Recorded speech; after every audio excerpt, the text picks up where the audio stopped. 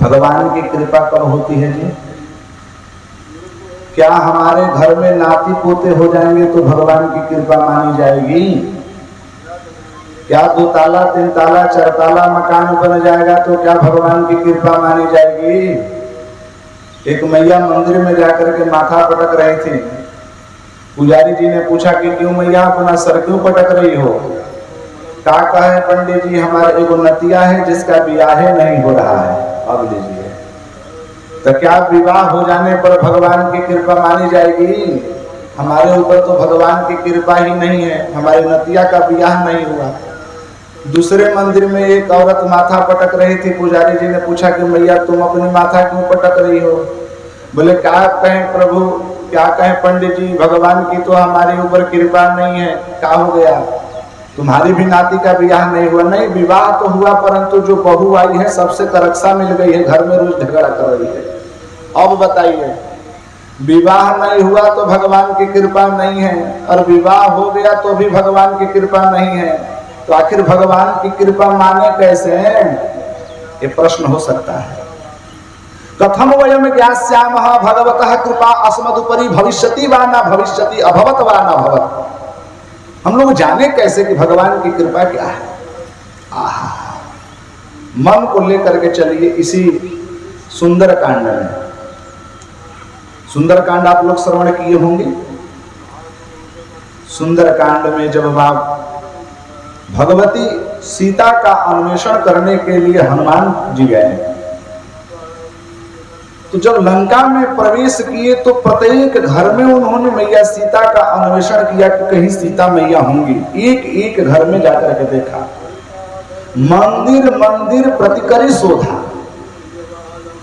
एक एक घर में जाकर के भगवान हनुमान ने देखा कि कहीं तो मैया भगवती मिल जाए, दर्शन हो जाए, लेकिन कहीं दिखाई नहीं दिया। दिखाई क्या दिए? तो अगणित जोधा, निश्चर केवल दिखाई दे रहे थे, राक्षस दिखाई दे रहे थे, लेकिन मैया भगवती सीता कहीं दिखाई नहीं दे रही थी। लेकिन उसी लंका में लंका निश्चर निकर निवासा, उस लंका रूपी निश्चरों के नगरी में एक छोटा सा मंदिर था, एक छोटा सा घर था। वो घर कैसा था जी? रामायुधयंकित गृह शोभा वर्णि न जाय, नव तुलसिका वृंद तह देखि कपि हर्षाय। हनुमान जी जब चारों तरफ दर्शन करते करते थक गए तो देखे कि एक छोटा सा घर है, मंदिर है, जिसमें रामायुध अंकित है, राम नाम लिखा हुआ है। उनको लगा कि भाई लंका निश्चर निकर निवासा, यहाँ कहाँ सज्जन कर वासा।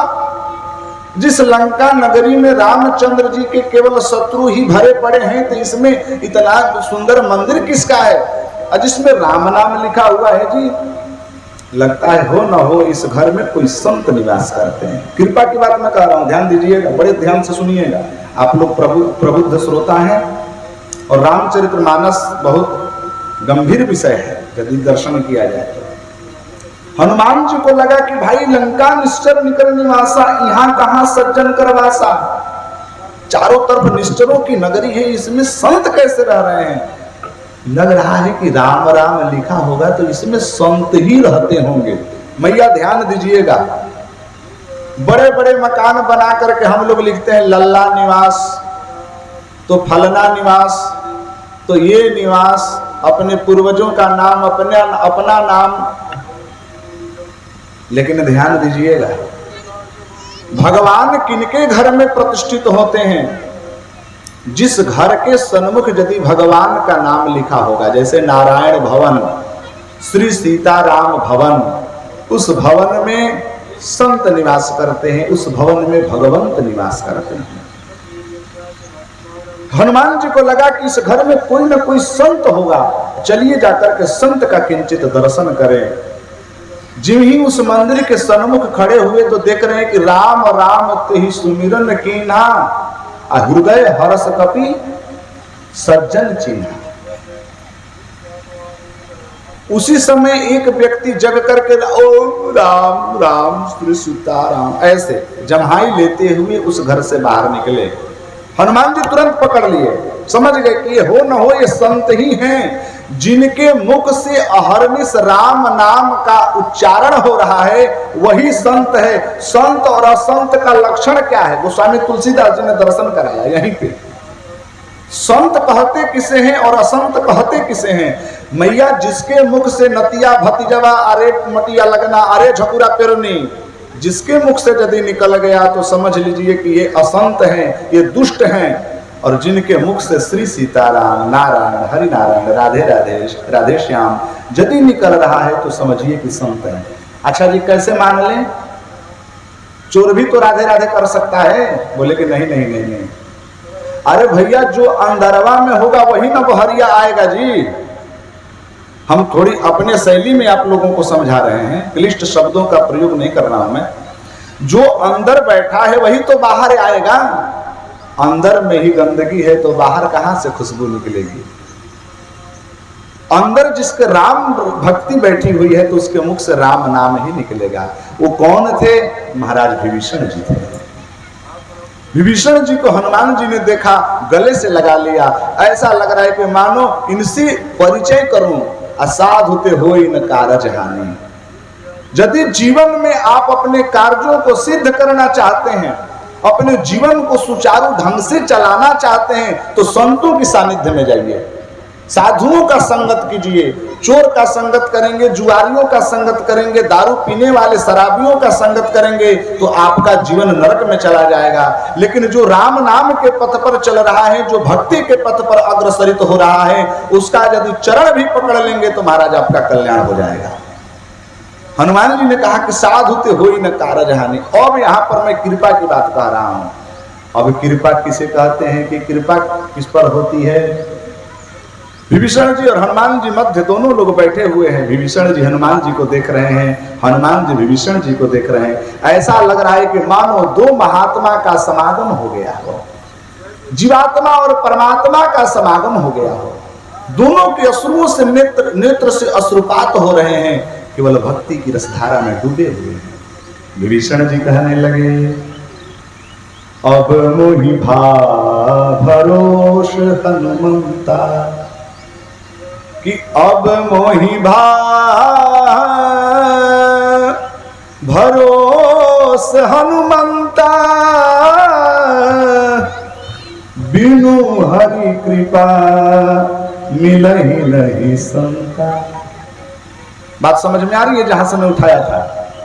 अब मोहि भरोस हनुमंता, बिनु हरि कृपा मिलहि नहीं संता।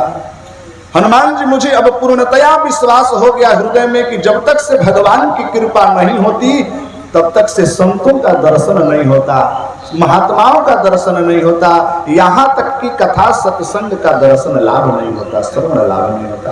वस्तुतः हम सब के जीवन में कोई ना कोई ऐसा हम सब ने पुण्य अर्जन किए होंगे जो आज के पुण्य के प्रभाव से हम लोग कथा श्रवण कर रहे हैं।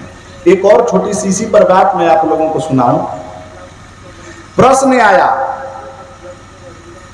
कि लंका में संपूर्ण लंकावासी जितने निश्चर थे सब राम के विरोधी थे, सब राम के विरोधी थे। उस नगर में रावण तो इतना कह दिया था कि भैया कहीं भी यज्ञ और कहीं भी ब्राह्मण को दिखाई नहीं देना चाहिए। सो सब करहि जेहि विधि हो ही धर्म निर्मूला, सो सब करहि वेद प्रतिकूला, असो बहुविधि त्रासहि देश निकासहि, जो कह वेद पुराना। रावण का ढिंढोरा पीट दिया था रावण कि भैया जहां गांव में हमारे कथा हो जाएगी तो कथा वाचक को चुटकी पकड़ना, खदेड़ना, पहले बहिरे करना। गांव में कहीं पंडित जी दिखाई नहीं देना चाहिए। रावण का कथन है जेहि विधि हो ही धर्म निर्मूला, सो सब करहि वेद प्रतिकूला। एक और बात, धर्म की हानि का मूल कारण क्या है? धर्म का पतन का मूल कारण क्या है? जब हम वेद के विरुद्ध आचरण करने लगते हैं तो धर्म ह्रास होने लगता है, धर्म की हानि होने लगती है जब हम अपने वेद के प्रतिकूल आचरण करने लगते हैं। वेद के प्रतिकूल आचरण क्या है, इस पर भी हम प्रसंग लेकर के जाएंगे बहुत। अब समझिए कि रावण के जितने परिकर थे, जितना समाज था, सारा समाज राम के विरोधी था। उसी लंका में राम नाम लिख करके विभीषण जी कैसे रहते थे, इस पर भी विचार करने की बात है कि भैया कोई अपने घर पे जिस नगर में राम सुनने वाले को कान काट दिया जाता था, राम बोलने वाले को जिह्वा काट दी जाती थी, राम से प्रेम करने वाले के हृदय में खंजर घोप दिया जाता था, उसी नगर में संपूर्ण भवनों के ऊपर राम नाम लिखा हुआ है, रामायुध लिखा हुआ, राम के आयुधों का अंकित किया गया है, ऐसे कैसे हो सकता है जी? तो एक समय की बात है, संतों की भाव, एक व्यक्ति आया परिकर रावण के दरबार में, कहने लगा, दशानन महाराज, आप कहते हैं कि राम के जितने लोग प्रेम करते हैं राम से उनको मार करके भगाओ, और आप ही का भाई विभीषण अपने महल में राम राम लिखा हुआ है। ध्यान दीजिएगा, पहले अपना घर को तो ठीक कर लो, दुनिया को कहते चल रहे हो कि राम से प्रेम मत करो, राम के विरोधी बन जाओ, राम के शत्रु बन जाओ, और तुम्हारा भाई ही राम राम जप रहा है रोज। आप अपने भाई को क्यों नहीं समझाते? रावण समझ गया कि गड़बड़ हो जाएगा मेरे साथ, मेरा भाई ही राम राम कर रहा है तो मैं दुनिया को क्या संकेत करूंगा। ठीक।